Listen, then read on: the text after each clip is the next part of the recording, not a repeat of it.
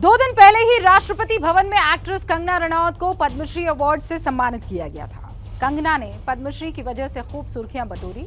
2 दिन बाद फिर उसी अवार्ड की वजह से कंगना निशाने पर है और वजह है उनके विवादित बोल, जिसे वो बेबाक समझ रही हैं, क्योंकि एक्टिंग की दुनिया में बड़ा नाम बनने के बाद कंगना पॉलिटिक्स पर भी अपनी राय रखने लगी हैं, बड़ी बड़ी बातें करने लगी हैं। लेकिन कभी कभार ये सच है कि मर्यादा की वो बारीक लकीर को देख पाने में नाकाम हो जाती है, जिसके कारण आज उनसे पद्मश्री अवार्ड वापस लेने की मांग हो रही है, क्योंकि उन्होंने इस पर ही सवाल खड़ा कर दिया कि 1947 में आजादी महापुरुषों के संघर्ष का नतीजा थी या फिर वो भीख में मिली थी।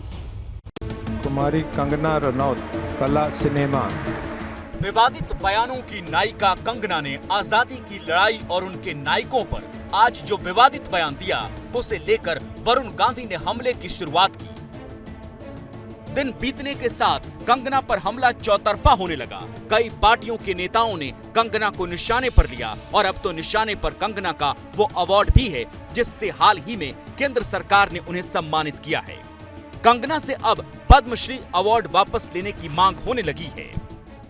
जो प्रधानमंत्री जी के बड़े ही कृपा पात्रों में से हैं और वो जिनको जेट सिक्योरिटी मिलती है, और वो कह रही है कि हमको 47 में तो भीख मिली थी, आज़ादी 14 में मिली है। प्रधानमंत्री जी को इस पर जवाब इस देश को देना चाहिए। ये हिंदुस्तान के लाखों जो स्वतंत्रता सेनानी हैं उनका अपमान किया है और उसका पद्मश्री हटाना चाहिए, वापस लेना चाहिए। कंगना ने जो कहा है उसके लिए सीधे केंद्र सरकार पर भी हमले हो रहे हैं, क्योंकि विरोधी कंगना को नायिका के साथ साथ बीजेपी समर्थक भी मानते हैं।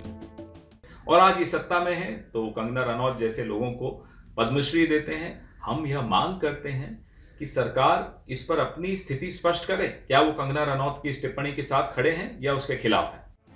कंगना को बीजेपी का समर्थक कहा जाता है और बिहार में जीतन राम मांझी ने भी कंगना के बयान को शर्मनाक कहा है। महामहिम राष्ट्रपति जी को अविलंब कंगना रनौत से पद्मश्री सम्मान वापस ले लेना चाहिए, नहीं तो दुनिया ये समझेगी कि गांधी, नेहरू, भगत सिंह, पटेल, कलाम, मुखर्जी, सावरकर सब के सब ने भीख मांगी तो आजादी मिली। लानत है ऐसे कंगना पर। ऐसी बातचीत करने वाला न्यूज चैनल भी माफी मांगे और सभी टीवी चैनल कंगना को बैन करें। कंगना के जिस बयान पर इतना घमासान छिड़ा है, अब जरा उस पर भी नजर डाल लीजिए। कंगना ने एक निजी न्यूज चैनल के कार्यक्रम में वो विवादित बयान दिया। कहा, आजादी अगर भीख में मिले तो क्या वो आजादी हो सकती है? सावरकर, रानी लक्ष्मीबाई, नेता सुभाष चंद्र बोस, इन लोगों की बात करूं तो ये लोग जानते थे कि खून बहेगा, लेकिन ये भी याद रहे कि हिंदुस्तानी का खून ना बहाए। उन्होंने आजादी की कीमत चुकाई, यकीनन, पर वो आजादी नहीं थी, वो भीख थी। जो आजादी मिली है वो 2014 में मिली है।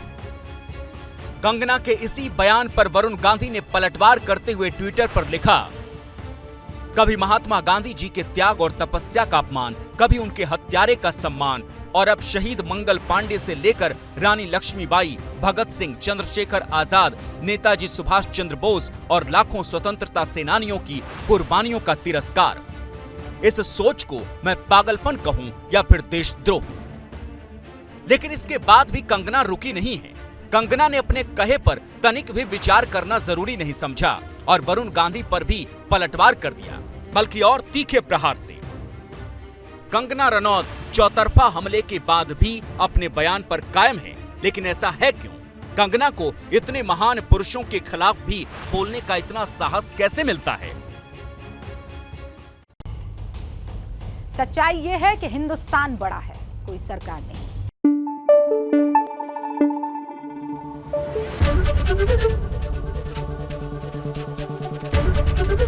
एबीपी न्यूज आपको रखे आगे।